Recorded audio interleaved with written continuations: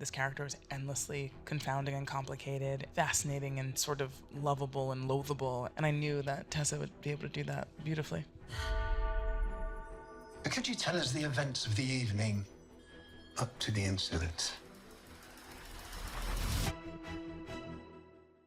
Nia, let's talk a little bit about your relationship to Hedda Gabler.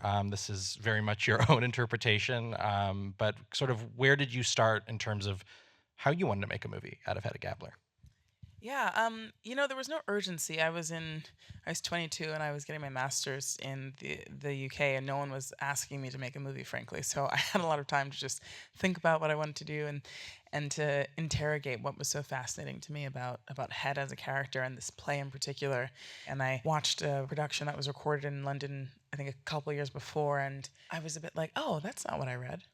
If there was like this energy missing from it. Like Hedda, I thought was so funny. Like she has really funny lines in the play, and I thought there was this like sexy tension between the characters in the play, and it was very dry. So that was really where it started with thinking about how it would take the stage play to the screen. When you thought about the character and how fun she could be, like what excited you about her and about kind of collaborating with Tessa in that way? This character is endlessly confounding and complicated and fascinating and sort of lovable and loathable, and I knew that Tessa would be able to do that beautifully. It probably helps Tessa to have a director with whom you have a long relationship that you can play someone so endlessly complicated and complex and figure it out together, right? Oh yeah, endlessly. I also just for my money and Nia and Nina and I have all had conversations about this a lot. I'm sort of the mind that if you're gonna do a classic work, you should have real skin in the game and a kind of personal imperative and something you want to say inside of it because frankly, there have been many Hedda Gablers, so unless you kind of want to pull it, apart and put it back together in your image, I don't know why else you'd want to do it, frankly. So Nia really had that. I remember when I first read the script, I thought, oh wow, she has sort of taken this text and done things with it that are really surprising. And she found a way to excavate things that, frankly, I didn't really see or didn't see as present in the material before. So I think it really began with that. What were some of the things that Nia brought out of the character that maybe you hadn't thought of before or identified that were exciting for you to play? I think it's really what she did with the construction of the piece is that she took, a character that typically is a man, Isla Borg, and turned that character into Eileene. And inside of it, I think you get now a picture of three women, Thea included, on parallel paths to personhood. And I think what Nia was able to do by modernizing the text and then giving her an incredible foil, who's also a woman, is to say that that we sometimes are really hemmed in and constricted by the not just the time in which we live, but the body in which we exist in. And I think that in the original material, that is present, but it feels so particular to Hedda as opposed to something that's also systemic. When you were talking about that hemmed in, constricting nature, that makes me think of the costuming. Lindsay, Yeah, there we go. So Lindsay, I'm wondering at what point sort of you were thinking in those terms with these costumes and how that maybe guided the way that you approach the characters. Well, I really made Tessa very constricted, and I think that was good for her to push against, and I think it helped Hedda's rage as well, to be able to have something to push against in that dress.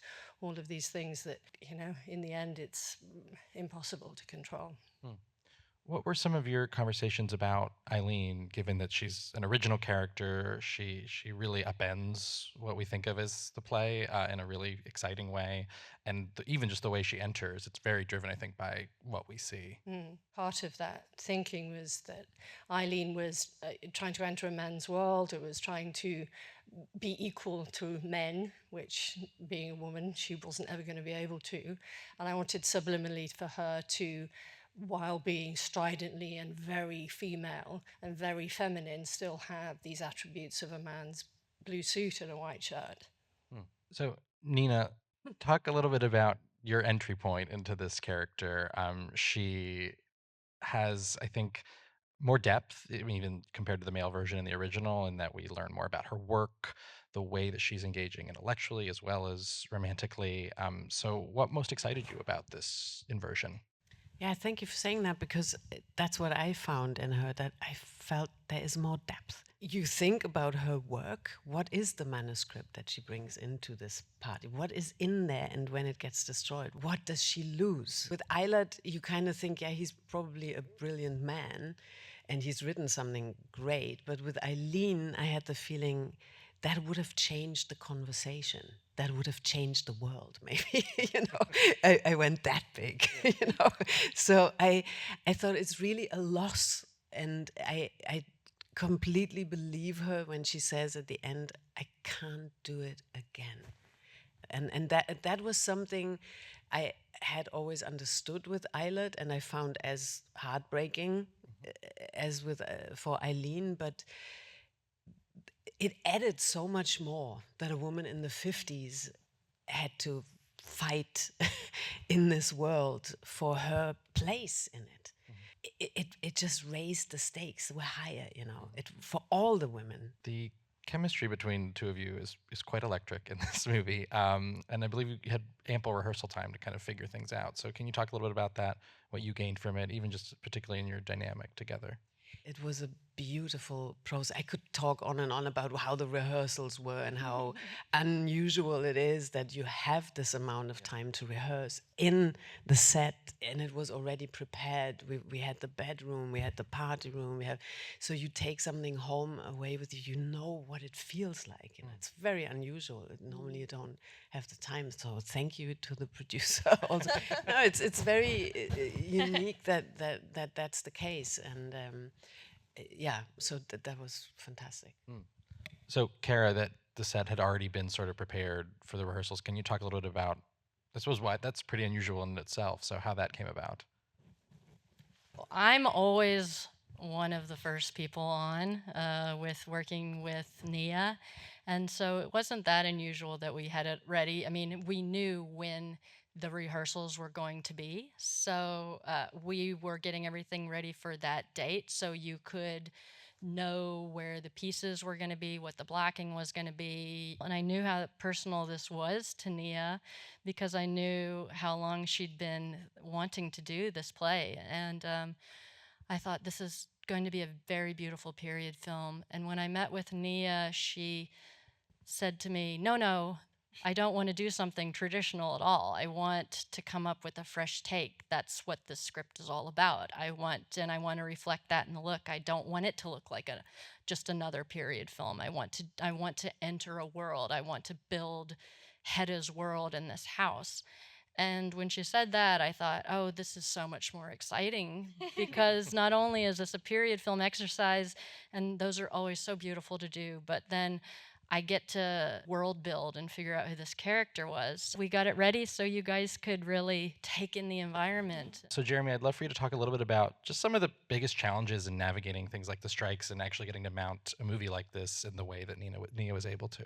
Yeah, the timing was peculiar because we had this whole journey of finding the perfect house. Then we found the perfect house, and then the strike happened. We kept it, on a sort of slow boil, and I think it's a testament to Nia's vision. And at this moment in her career, she's already done so much, and she's going to do so much more.